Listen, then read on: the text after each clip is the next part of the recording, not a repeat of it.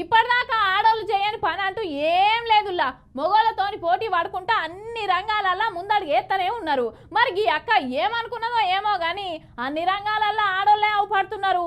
మరి గీడ కూడా ఇద్దరికి సమానత్వం కావాలి అని అనుకున్నదో ఏమో గాని పట్టపగలే పోలీసులకు సుక్కలు చూపించింది.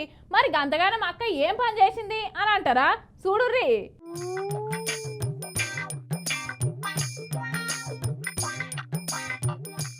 రైట్, చలో స్టార్ట్. అబ్బా, తాగినోళ్ళున్నంత నిజాయితీ పరులు ఇంకెవ్వరుండరు పోండ్రి. అది ఆడోళ్ళైనా మొగోళ్ళైనా తాగితే నిజాలు బయటకు వస్తాయి అనేది వాస్తవమే. ఇంకా మీ రిమ మిషన్లు ఎందుకు, ఈ ఎంక్వైరీలు ఎందుకు? ఈ అక్క గింత నిజాయితీగా ఒప్పుకుంటున్నాక మళ్ళా ఇంకేం ఉదుమంటారు సార్లు? అక్క తాగిందే కోటర అంటుండగా అగో గంత నమ్మకం లేకపోతే ఎట్లా సార్లు?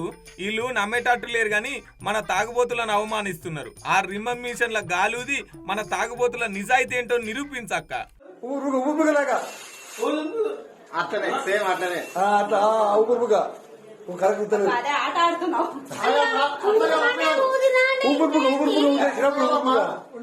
ఊరిని తాగిందే కోట్ర అంటే ఊదు ఊదు అని ఉన్న కిక్ అంతా దింపేటట్టున్నారుగా ఈ పోలీసు వాళ్ళు. దేశంలోనే తాగుట్ల నెంబర్ 1 టాప్ గా చేసిన మాకు గింత మాత్రం రెస్పెక్ట్ లేదా? తెలంగాణ రాష్ట్రాన్ని సాగేటోళ్ళ మీద గింత రెస్పెక్ట్ లేదా ఈ పోలీసు వాళ్ళకు?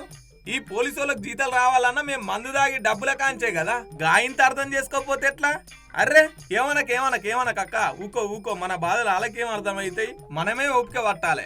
అరే కోటర్ తాగినానికి గంత కరాఖండిగా చెప్తున్నాక ఈ పోలీసు వాళ్ళకు నమ్మకం వస్తలేదంటే మేము కోటర్ తాగలేమనా లేకపోతే మేము ఆడోళ్ళమని చిన్న చూపా?